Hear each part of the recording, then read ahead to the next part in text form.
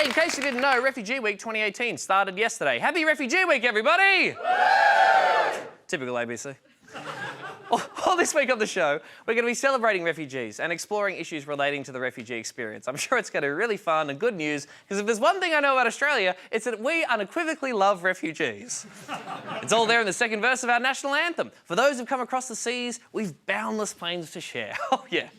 Oh yeah, we got some planes. We got some planes, and they are fucking boundless, and we're ready to share them. Yes, sirree, mate. If you were looking for some planes and you wanted them to be boundless, you've come to the right place. Yes, sirree. Just so happens those planes are on Nauru. But look, we're not going to dwell on that, okay? It's Refugee Week, for goodness sakes. I would like a good news story involving the Australian government and refugees. And actually, in May of last year, it seemed like we might have got one when the Home Affairs Department put out this press release. The 2017-18 humanitarian program will include 1,000 places for the Community Support Program. The CSP will provide the opportunity for communities, businesses and individuals to sponsor humanitarian visa applicants and support newly arrived refugees in their settlement journey. Yes, the Community Support Program. It came into effect in March this year, and it's all about allowing community groups, businesses, families and individuals to privately sponsor refugees and bring them to Australia. I assume in the same way that Nick Kyrgios is sponsored by Nike, the refugee you sponsor gets to wear clothes that promote you and your brand. Looking good, little lady. Welcome to the country. Letting ordinary people privately sponsor refugees is a really great idea. Canada has been doing it for decades. In Canada, if church groups, community groups or families are prepared to raise about $30,000, the government covers the rest and a refugee family of 5 can be given a new life in Canada. $30,000 for a family of 5. That's just $6,000 per refugee. And if you order now, we'll throw in this delicious bowl of the French-Canadian delicacy, poutine. Poutine. It looks the same when you throw it up. Thank you.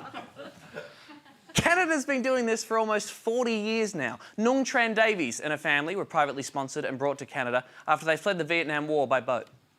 The family eventually arrived at a refugee camp in Malaysia where they spent 8 months before a church group from Alberta reached out and brought the family to Canada. Today, Tran Davies is a doctor. Fine. Good. Practicing in rural Alberta, but never far from her mind her first memories of Canada. I don't know if they make dolls like this anymore. She was given this doll when she arrived in Edmonton in July of 1979, a moment captured by the local newspaper.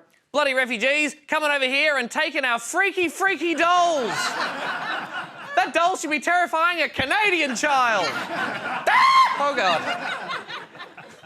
Of course, if she'd come to Australia in 1979, she'd probably be given a much worse kind of doll.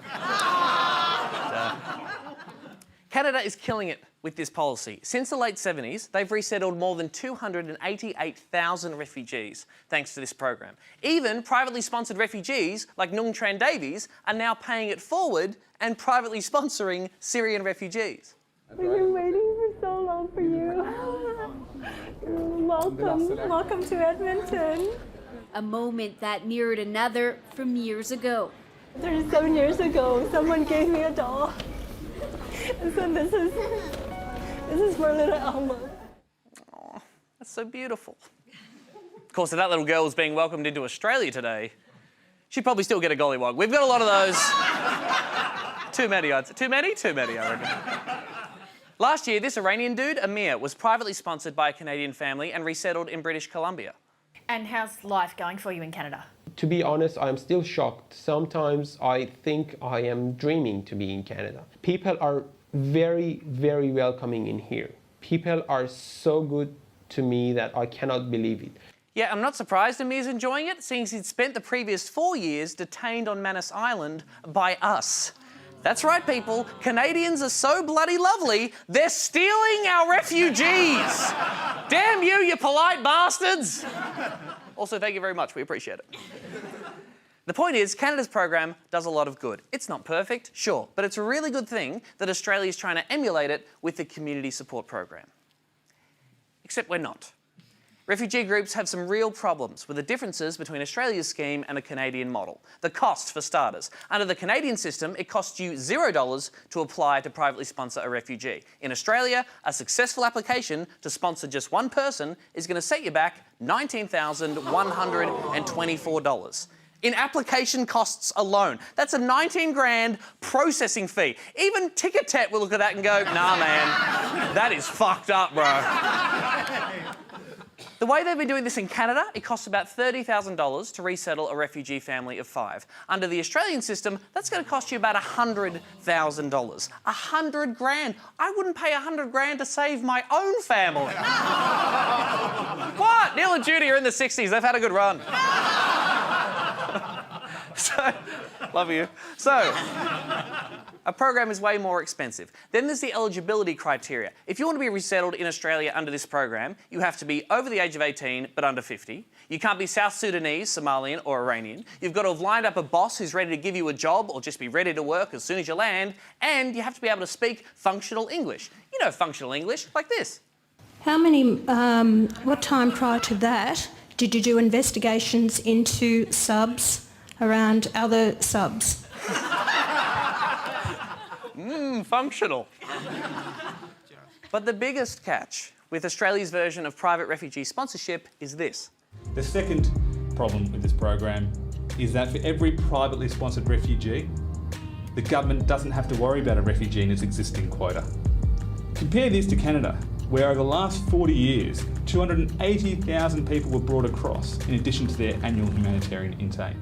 Canadians are privately adding thousands and thousands of refugees to their resettlement total. The program's so popular there, in 2018, Canada is going to welcome 18,000 privately sponsored refugees.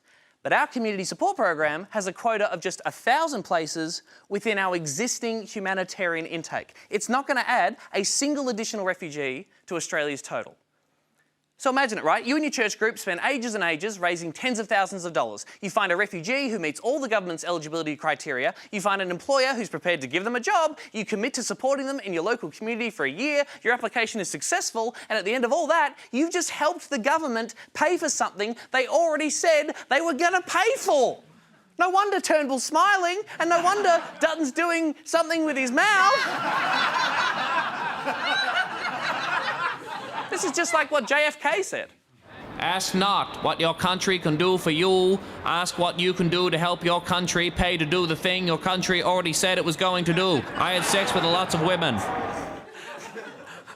Wise words, Mr. President. This stinks. We've turned a humanitarian program into a cost-saving measure.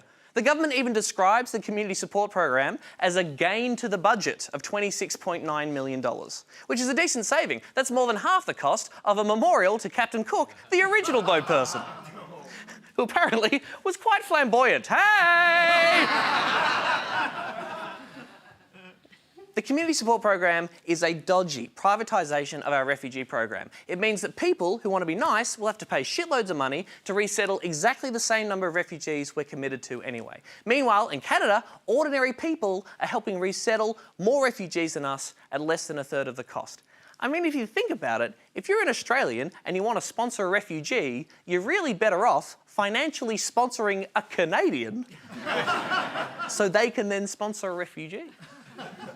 Yeah, someone famous should really do a campaign about that. A campaign with a very earnest and a very convoluted message. Hi, I'm author Tara Moss. I was born in Canada, but I'm proud to call Australia home. But no matter if you're Canadian or Australian or even Tasmanian, we all want this to be a better world for refugees. It's just that in Canada, it's significantly easier to do that, like big time.